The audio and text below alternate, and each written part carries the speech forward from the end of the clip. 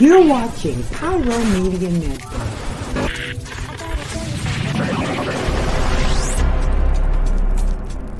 I could be running or I'm chasing you, but I won't. Cause I got better things to do. Rather spend my precious time chasing somebody who loves me too.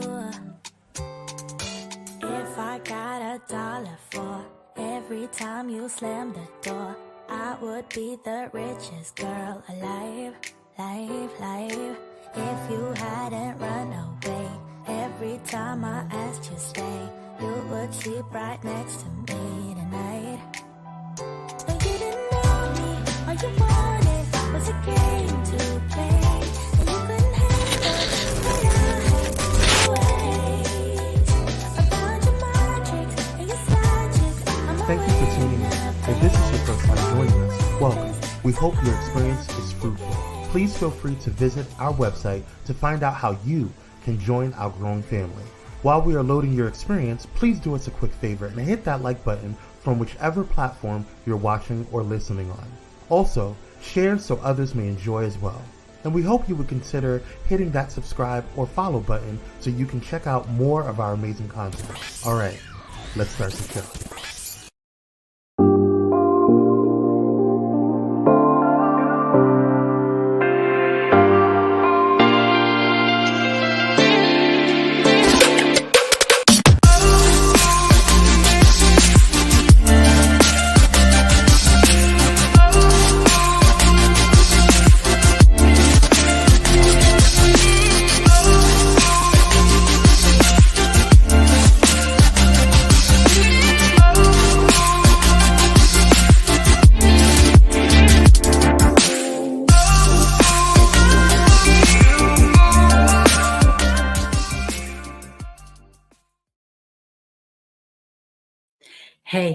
Hey, happy Friday, Junior. Welcome to Nicole D. Vick Live. I am Nicole D. Vick. All day, every day, 365 until the day I die. Hey, and even after that, I guess I still will be Nicole D. Vick. I just won't be alive. See, I've done took myself down a rabbit hole. What am I talking about? I'm getting all philosophical. I don't know why. Anyway, quick side note, y'all didn't tell me these buns are super hard to achieve and accomplish. I was using one branded gel. That branded gel was like, no ma'am. I had to go get the Gorilla Glue, Gorilla Snot, whatever that stuff is called, to get this thing slicked up. And then you have to do the bun in a certain way. Otherwise, you look funny. And it took a while. At one point, it was lopsided yesterday at work. I'm like, you know what? Is this why I don't do this? But I think it's straight. If it's not, I'm sorry. I don't know what to do. But anyway, y'all, I am so glad to have you here. Today, we have an amazing episode. We had to do a little finagling. We had to do a little whoop-de-whoop and flip it and reverse it to make it happen. We had a scheduling conflict. And so my special guest, we actually recorded her interview a couple of days ago, but we made it happen because we both are smart women. We were like, how are we going to make this happen? We want this to happen, and we made it happen. So we're going to bring that to you later. Last week, y'all loved the categories that I brought for the Black Women's History Month, the people that inspire me. And so I want to bring those categories back again. And I want to talk to you about some more women that inspire me. So I'm going to use those same categories because I think they're powerful. We're going to start with the truth tellers. And this time around, I wanted to go the journalism, media, author, writer route. So the first one is Jasmine Canick. I love her. I love seeing her post because she honestly is a truth teller. She keeps it real. She has brought a lot of important information to our community.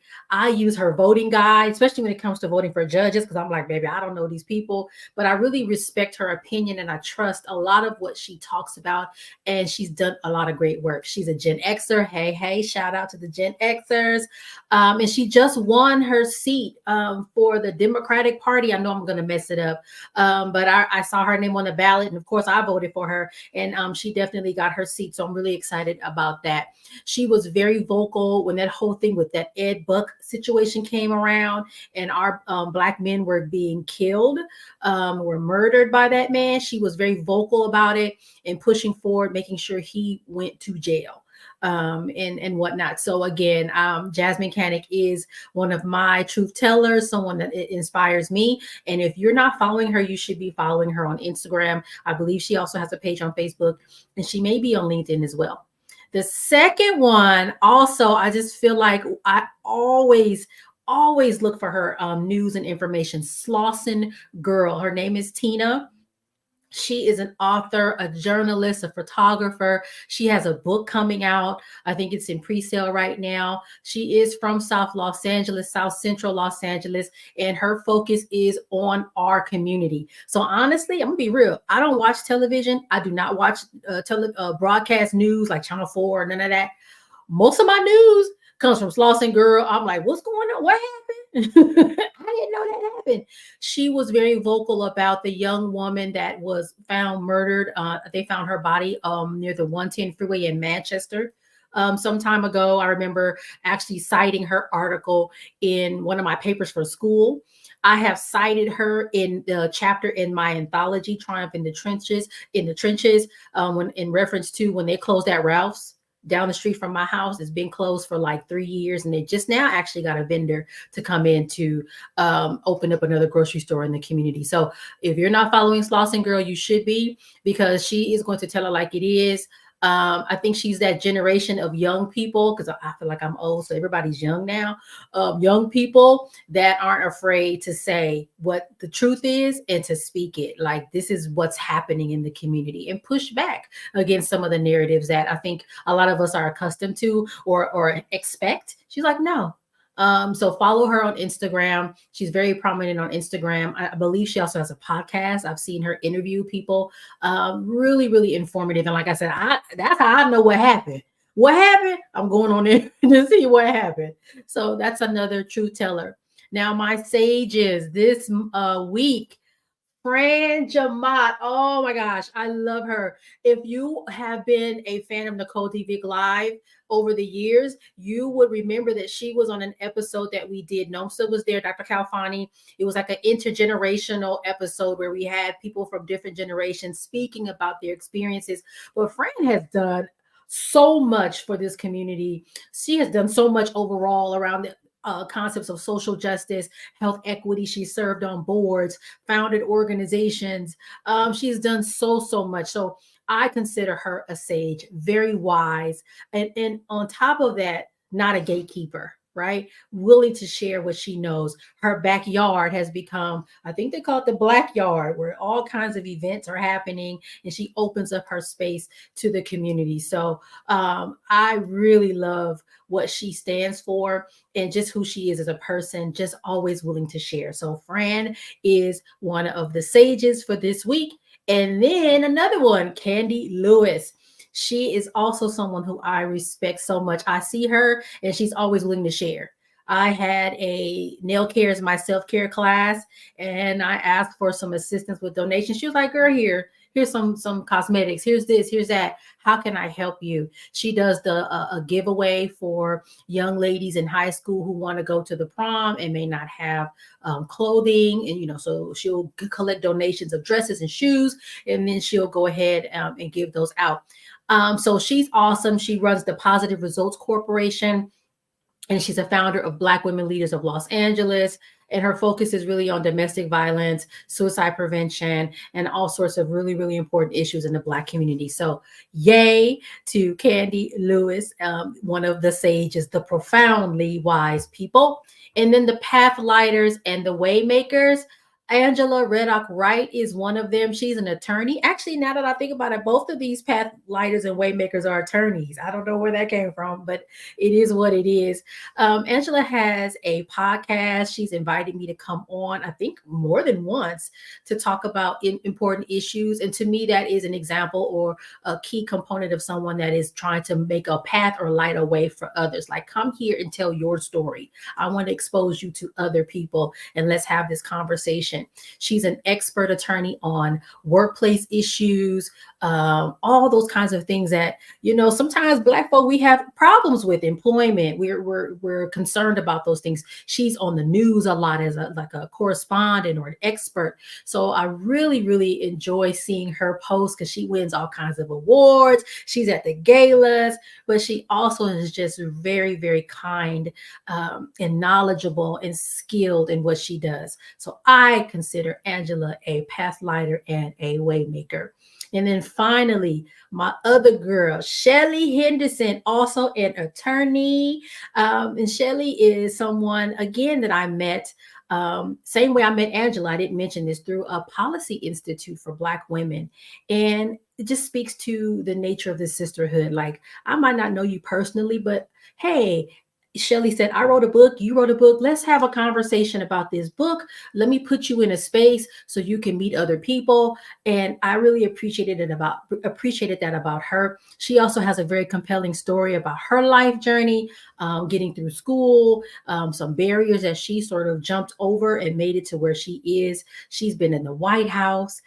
She's done amazing as well. So also someone that I consider a path lighter and a waymaker. So really excited.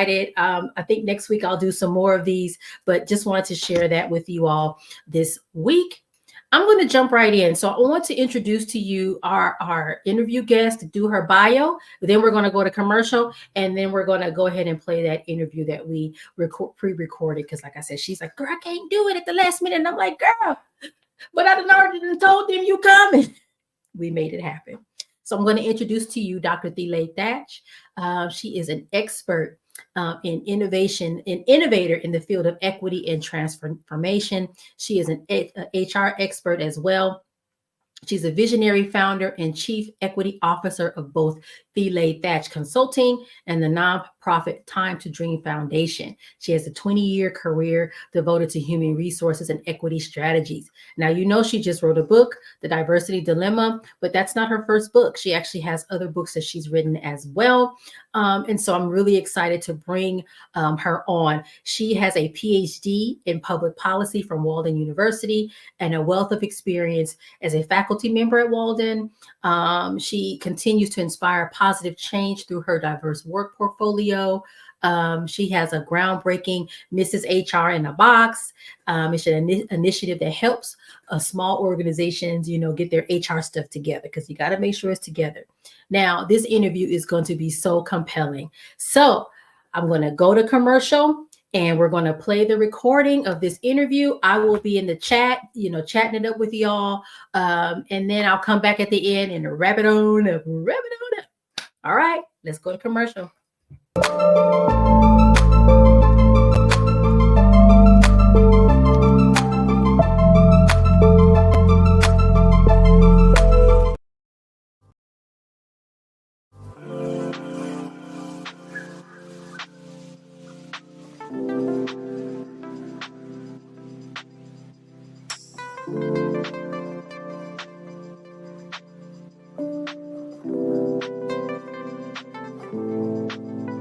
Because self-care should be luxurious.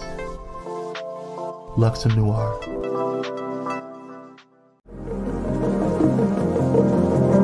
Hey pilots, did you know that you can now catch the electrifying sounds of Bullet in Flight Radio anywhere you go? Yes, you heard it right. Tune in to the high-flying beats and soaring melodies by downloading the TuneIn app on your mobile device. Just search for Bullet in Flight Radio and hit play. It's that easy. And if you have a smart device like Alexa or Google, just say, hey Google or Alexa, play Bullet in Flight Radio on TuneIn.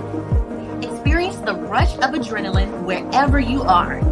Listen to Bullet in Flight Radio on TuneIn using your Alexa or Google devices. Soaring through the skies has never sounded this good. Don't miss out on the ultimate musical journey. Tune in now to Bullet and Flight Radio on TuneIn and let the music take you on an unforgettable ride. Get ready to elevate your listening experience. Brought to you by Bullet and Flight Radio. Are you ready for enlightening conversations that transcend boundaries? Get ready for Conversations with Clergy, brought to you by the HIV Vaccine Trials Network. In partnership with the world's largest publicly funded international collaboration, the HVTN is dedicated to evaluating vaccines to prevent HIV and COVID-19, but their impact doesn't stop there. The HVTN is at the forefront of advancing vaccinology, social and behavioral sciences, statistics, immunology, and even contributing to the research on tuberculosis and COVID-19 vaccines. By supporting Conversations with Clergy, the HVTN not only brings you thought-provoking discussions, but also contributes to the global effort to combat infectious diseases. Tune in, stay informed, and be a part of the change. Conversations with Clergy, supported by the HVTN, empowering conversations, empowering lives. Join us in this journey of knowledge, understanding, and progress.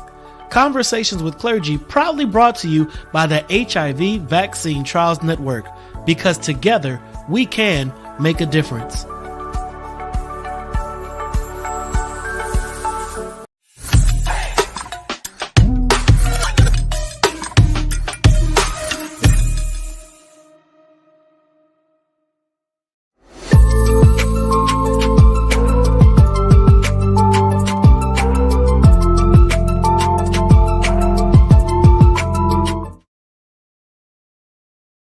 All right.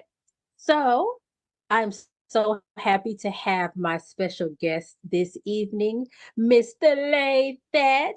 Yeah. Welcome to Nicole D. Vick Live.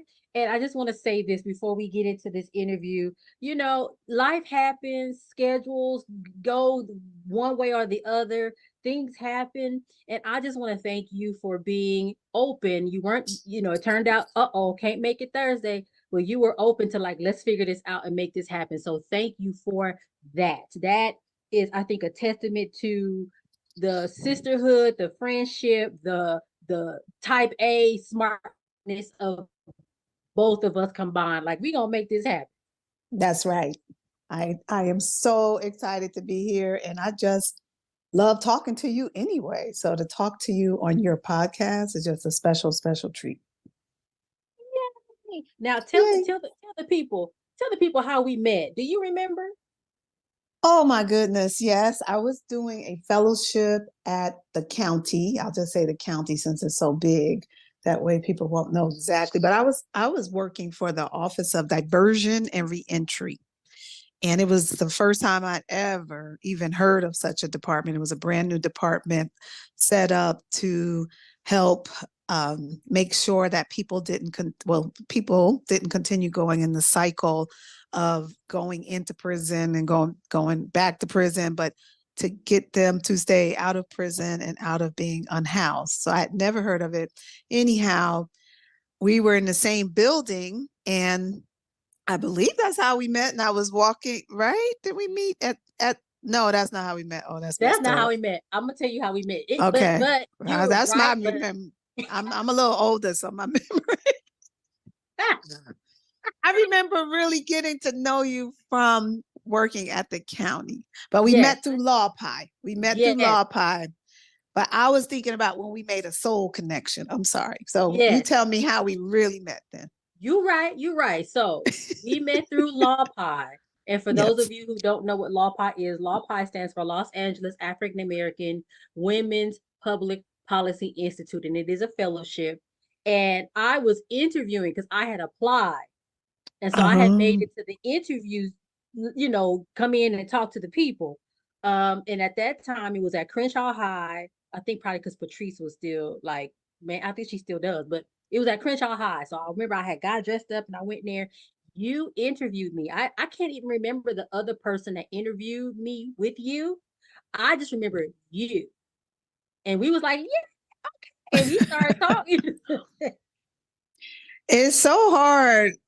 I want to always call you Nick Vick, but it's so hard because I feel like I've just known you forever. So it's really hard to pinpoint when I met you. I know it was Law Pie, and I know we worked together briefly at the county, and I can't really figure out which came first. I just remember, I just know I just do part of my sisterhood, like you said.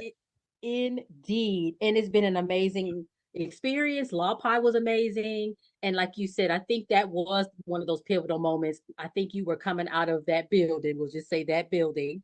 And I must have seen you. And I was like, hey. And we really were talking and chit-chatting. And it's amazing because I feel like something that's really important to me, and I know is important to you, and I'd love for you to speak on it, is the importance of lifting as we climb, the importance of not gatekeeping, the importance of making sure Black women, we kind of work together to make sure everybody gets what they need and has what they need and they have support. So earlier this year, I did an episode, a series of episodes about Black women at work. And I know you have this expertise in DEI, also in HR. And I want to hear your take on how important it is for Black women to really lift each other up in these workspaces. Because I know these spaces ain't designed for us to succeed. Wow, that's a loaded question. And yes, yes, yes. And I have to say most of the excuse me, most of the opportunities that I've had within corporate America, the people who lifted me up the most were white women and white men. And they were typically the ones giving me an opportunity, giving me a job. And I have to say that they had the job, right? Because they had the power, they had the influence. And so often, especially when the 25 years that I've been working, so often people that look like me, women, they were afraid to talk to me, afraid to share information with me because I didn't know it at the time, but there's this kind of belief in the Black community that, especially if you're the only one, that there's not enough room for more than one. And so, and there's some truth to that, honestly. There's a lot of truth to that because as I continue to grow in my career and learn DEI and learn diversity, equity, and inclusion and do that type of work, I started to see that there are systemic practices and systemic processes that don't support Black women, Black people, people of color in the workplace, and that it is set up sometimes to just have just one, to just have that token. And of course, I talk about it in my book, The Diversity Dilemma. That's part of the dilemma, is we're kind of swimming against the current because there's so many opportunities for us. However, it still feels like there's not opportunities for too many of us, just a few of us. And so I hope that made sense. But so to answer your question, it's even more important to step outside of our comfort zones or to just be super supportive of women of color, Black women, because it's not something that we practice in the workplace. Believe it or not, even in 2024, people are still afraid to be seen talking, or looking like they're favoring Black people or favoring each other. And anyhow, so that's my answer. No, and I think you said a lot of things that make a lot of sense, that a lot of times we do come into these spaces like, wait, no, I can't share, because if I share, then where do I end up? We kind of fall into, unfortunately, some of the thought process and ideologies that the dominant culture has of competition. Well, I have to win, because if I don't win, then I lose, right? And if I share, then wait a minute, what's left for me? And I think it's really important, to your point, to kind of step back into the practices that kept us alive over the years. I come from unfortunately, ancestors were enslaved, but there was a lot of things that we did post enslavement, and even, I guess, during it, that kept us alive. And a lot of that was sharing. A lot of that was, I'm going to help you to make it. And I think that, we have lost some of that desire to, wait, I got to look around and look out for everybody else. So I think your points Right. are valid. Like, and I think the fear is real too. We're trying to Yeah. survive. We're trying to pay our mortgage. We got bills. We got Right. kids. Our families. That's So, you know, yes.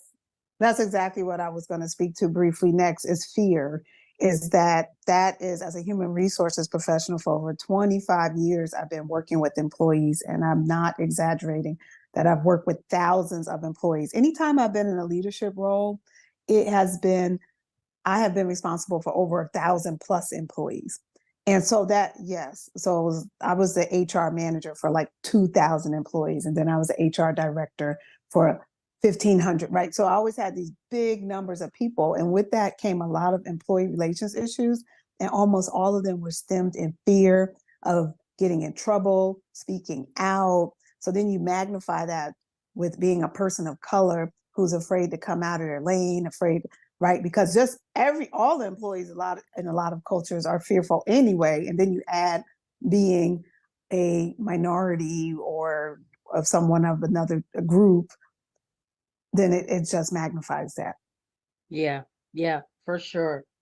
So let's talk about your book, The Diversity Dilemma, a survival Yes. guide for diversity and inclusion good doers. So what was the catalyst for you saying, I'm about to sit down and write this? Really, I had started writing this book, started a podcast with my close friend Stacey Gordon. She wrote the book Unbiased, and we were trying to make this book into a book called Inclusionomics. And I wanted to, so my PhD is in public policy. I am a methodologist, what you call researcher, and I like looking at the research, the science of things. And so I was trying to make the book about the science of inclusion, which, hey, it is trademarked, so don't try to steal that, people. No, I'm just kidding. We still may write that book. So I started writing that book, and then I started to realize that I just wanted to share about my experience more so than the science of inclusion. I felt like we needed to get to the basics, and the real deal is I just needed to vent. I needed to share.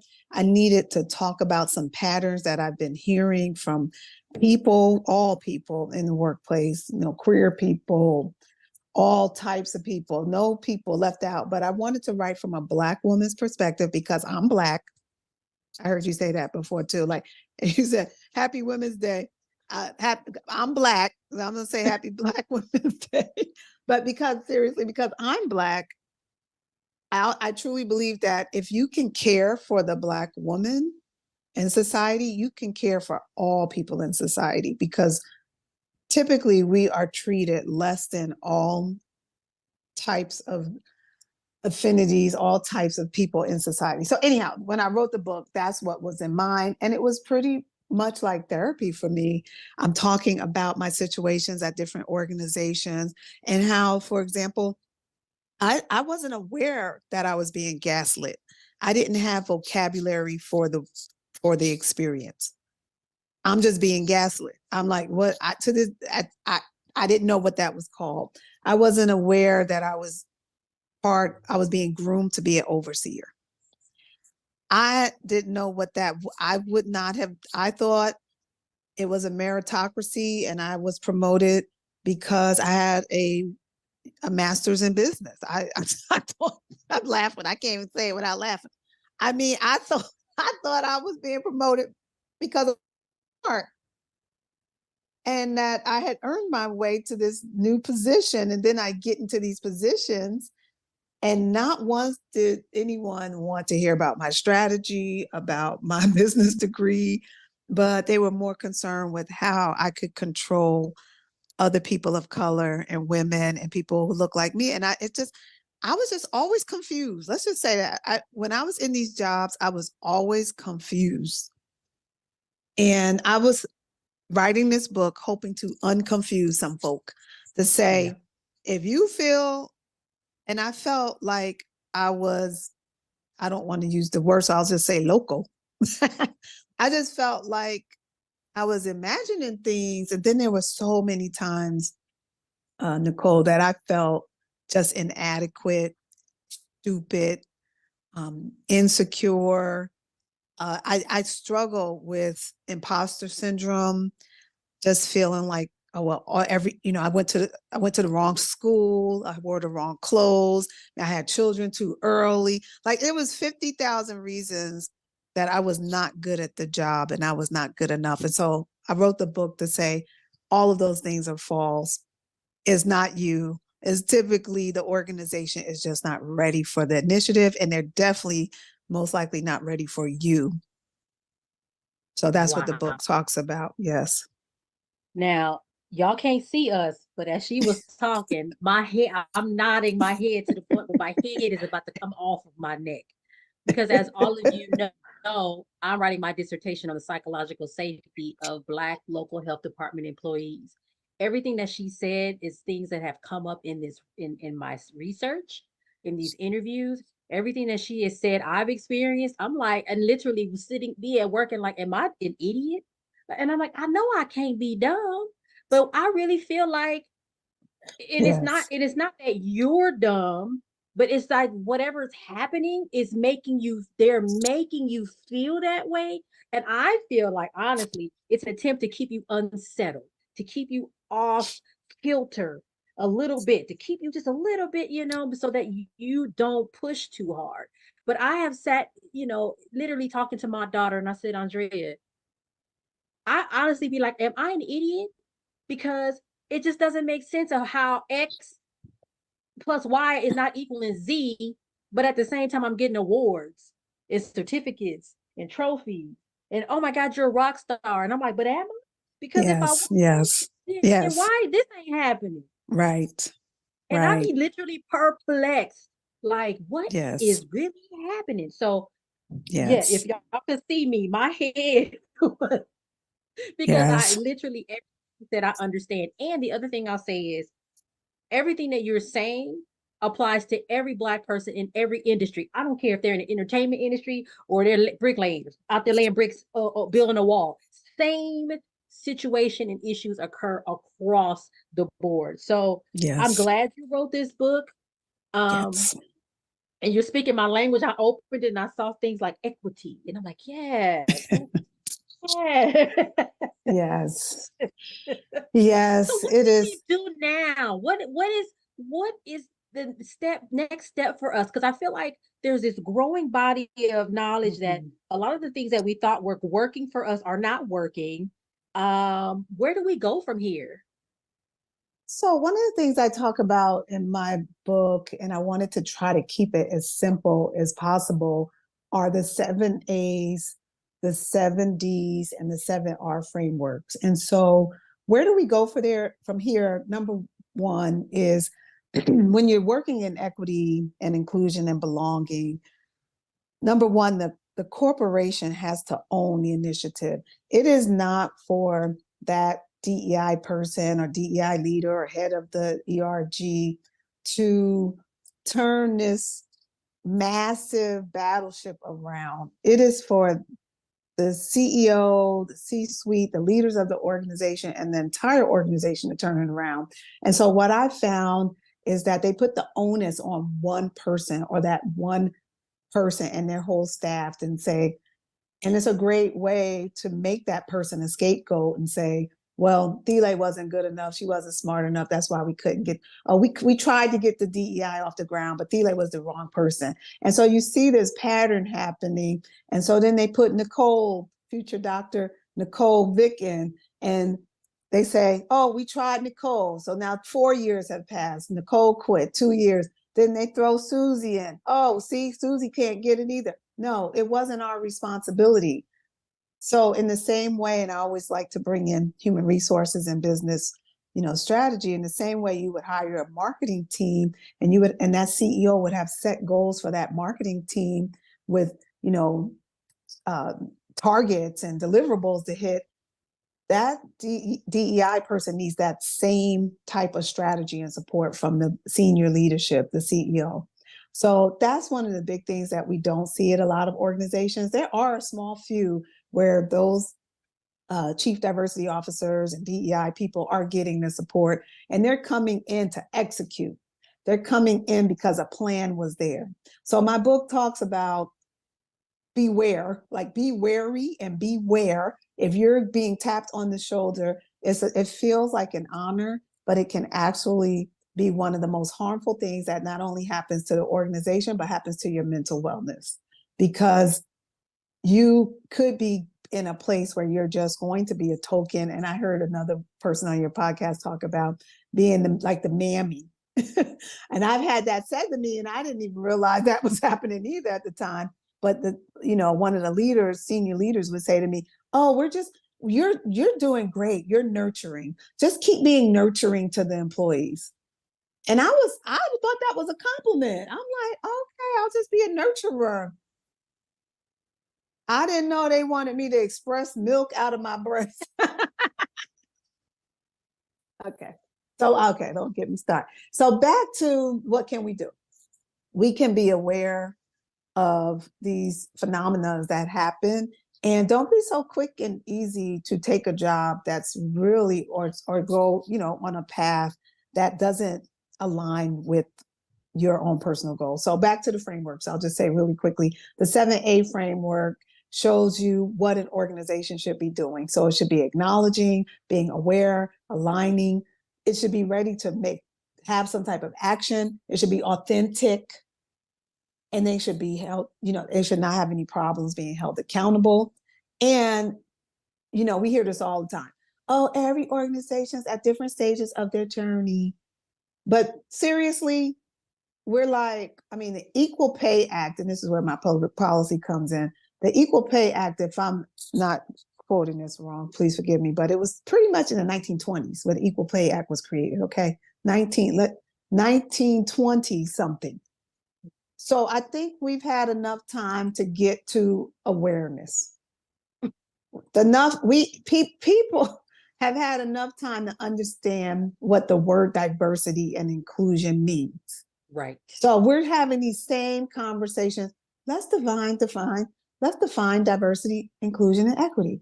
D stands for diversity. I stands for inclusion. It's like enough. So we need to push back and stop. At this point, Google the definitions, then come ready to do the work, because spending another year or 5 years defining diversity, equity, and inclusion. This is what it stands for. I can only laugh because if I had $1 for every time I had to define it, right? So I'm just going to pause there. But and I think that's just unfortunate that is the case. And it's also unfortunate and interesting because I just like I said, I've been writing this thing on dissertation. I'm like knee deep in this thing. Somebody made a comment like that, like, some of our staff are in kindergarten when it comes to these types of topics, while the rest of us have PhDs in it because we live it. And it's like, how do we get people on the same page? Why do we have to keep defining these things? Why do we have to keep explaining these things? But it sounds like we do, because people acting like they don't get it. And I don't know if it's because so unfortunate that, I guess I see it in two ways. One body of research that I was looking at in my dissertation, once again, is that in my field of work that I work in, Black people, they surveyed them.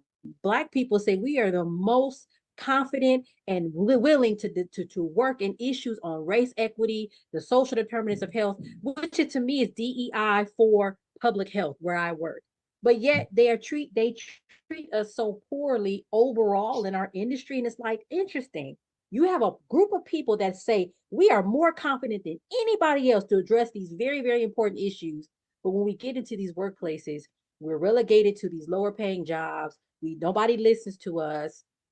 It's just wild. This disconnect between what a lot of organizations say they want, what they want to see, and then when it's time to get the work done, the pushback or the pullback. Right. Like, oh, that's too much. Too much. Right. No, you pushing too hard, Thela.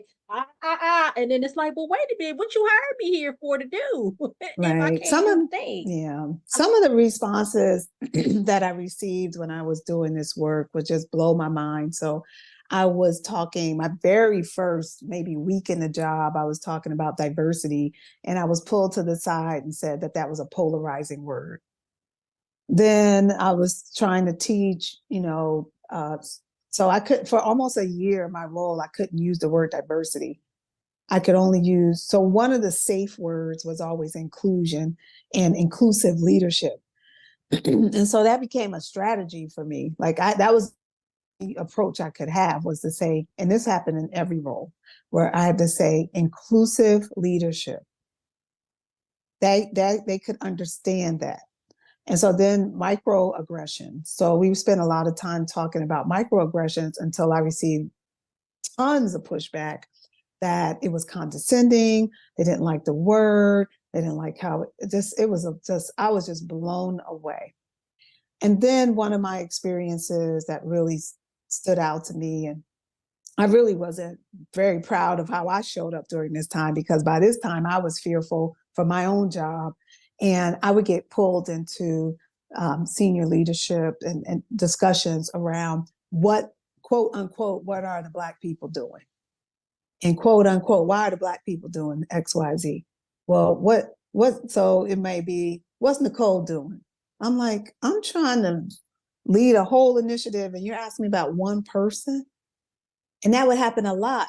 And so that's where I started to learn about this Black female overseer, and how it's really been, this journey has been so amazing writing a book.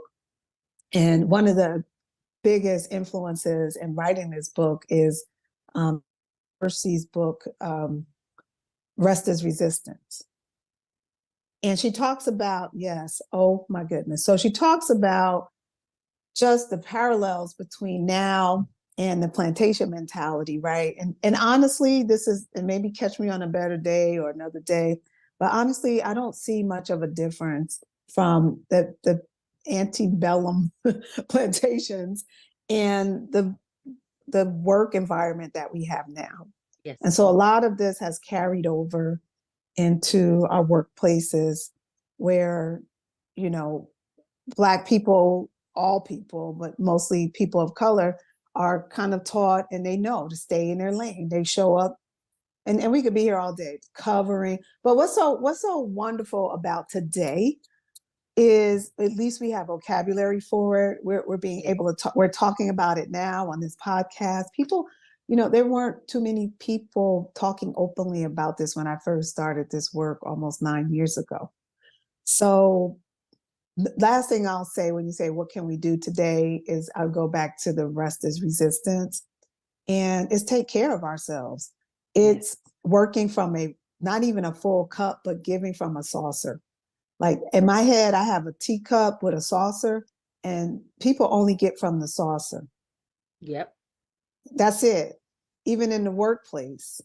And then getting rid of some of these myths, which I'm to the point, almost these tropes and myths, like I have to work 10 times as hard because I'm Black, or I have to work 20 times harder because I'm a woman, and all of these exhausting lies. And I don't want to dismiss that, because maybe for my grandmother and my ancestors, that was absolutely true. But now we're at a place where we have laws, we have policies that protect us from having to do that, because having to work 10 times harder is straight up discrimination. Yep. So file a discrimination suit. That's all I got to say. That's my last word. Listen, I was in class the other day, and I forgot what we were talking about.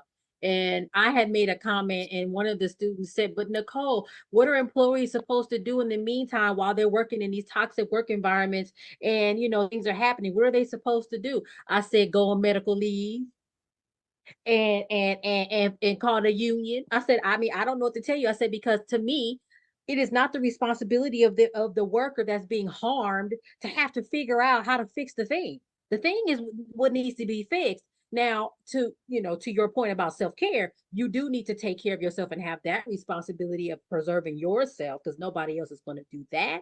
I said, but other than that, that ain't my job. My recommendations chapter is not going to be Black people, you should do this. No, my recommendation chapter is public health. You need to get yourself together. What are you Yeah. doing? Fix Yeah. it. Not making no be responsible for that. So let me tell you, So yeah. yes, that is so, it's a really, I'm not even going to say risky things. So I own my own business, Thela Thatch Consulting. I do everything from hire to retire, which includes fire. Like I help companies fire people. But one rash, one rash of incidents that I've seen lately in small businesses are people taking a leave of absence. I literally could have a whole business just helping to manage what we call family medical leave.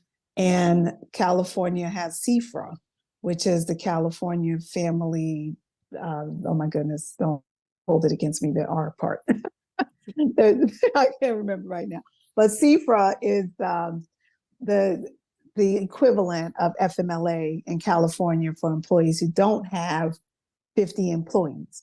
And so California Family Rights Act, I'm pretty sure. So anywho, this is a loaded topic because the employer is always pissed when the employee goes out on a leave of absence. However, what I try to remind the employer, because I, as an HR person, I'm always trying to be neutral, but I'm also trying to support people on both sides with equity. It's not really something that the employee is getting over on because the law only requires it to be unpaid.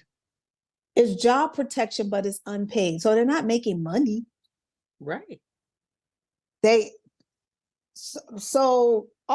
this is all I'll say about this. When you have a rash of employees going on a leave of absence, you need to look at your company, at your culture. What is happening in your culture that people, and this, I feel like I'm just kind of reinforcing what you just said. What is happening in your culture that you have 2, 3, 4, 5, 6 people on a leave of absence? That's the only way they feel they can get attention or resolution. Right. And they're not even making any money. It's like they just rather sit home for 12 weeks, not getting paid. Yeah. I know I've paused I'm silent, I just don't even have words because, I think employers really need to be realistic and challenge themselves and just, be truthful with themselves. What is going on in my culture that's causing people to want to be on a leave? Right. Or forcing them to take a leave, rather. Sorry. Right. Right. And I feel like, they need to be open about what's going on and also be willing to listen and act on what they hear instead of just, oh, we're gonna have this listening session, we're gonna listen to you, and then nothing else happens after that. Cause then it's like, well, why did I even make the effort to say anything if nothing's gonna change? So it's hard. And it's a lot we can talk about. I feel like every time you say something, I'm like, and so we be here all night. I know, but can I say one last thing to employers to kind of help with this situation? It's, I just hope that employers who might be listening, or CEOs or leader that's listening, again, in the same way that we're fearful in the workplace, they're fearful that they're going to get sued. And most lawsuits are only supported when there's a pattern of behavior. So I say that all the time because there's an opportunity to break any cycle and break a pattern. If you take the time to talk to the employee and you've made an authentic, legitimate effort to try to find resolution, to try to coach and counsel, it's going to be really difficult for that employee to even have a lawsuit. Right. Because a judge is going to say, this employer has made every effort to try to keep this employee whole. So make every effort to try to keep your employees whole. That's it. That's all I wanted to say. That's it. That's all. It's kind of simple. Thank you. That's it. That's all. I love it. So tell us how people can find you. Tell them where they can get a copy of the book and all that good stuff as we close out. Thank you so much. So Amazon.com, Diversity Dilemma. Please go to diversitydilemma.com for an autograph copy, but you can go to Amazon.com, put in Diversity Dilemma, put in Thela Thatch. You'll find me, you'll find about the author. This is my 3rd self-published book. And here's a little golden egg. I created Thatched Roof Publishing while writing this book. So I'm looking to help people who don't know where to start when they want to publish, whether they want to self-publish or go with a publisher, me and my family, everything. So that's another thing we can do. We can empower ourselves so we can have generational wealth. And so that's what my family and I, we started a publishing company. We have Thela Thatch Consulting is a family business. And that's how you can find me. Thela Thatch, Thela, Thatch, Thatch. And just go to Amazon, try your best to spell it. You'll find me.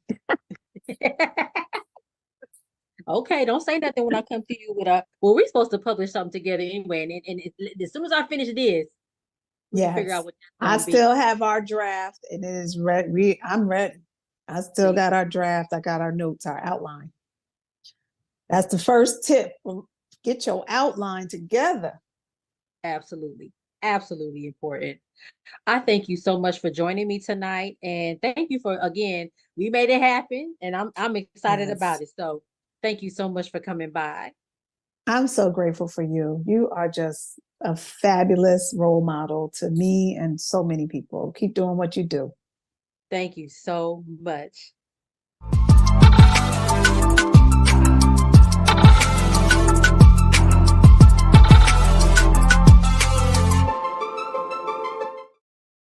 All right, y'all. I know we went a little bit over what we usually do. Thank you, producer, for humoring me on that. We went a little bit over. But anyway, let me just close out this episode. You know where to find me. I am on social media. All my handles are Nicole D. Vick. I am most of the time on LinkedIn these days. I do have a TikTok. I do have an Instagram where I post, what's going on and whatnot.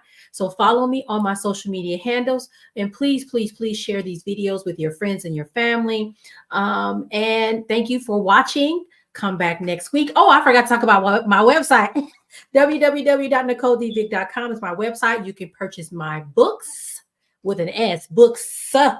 My 2 books I wrote back in 2020, 2021, and my current one, which is an anthology, Triumph in the Trenches. All of those are available on my website. Okay.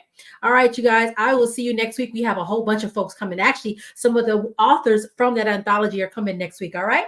Thank you so much. And I'll see you next week. Bye.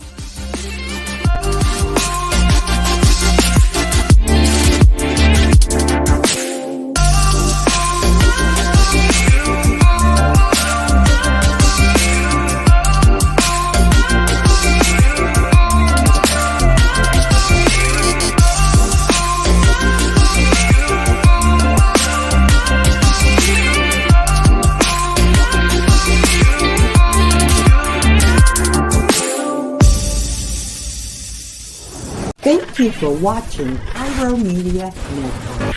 For more information, please visit pyromedianetwork.com.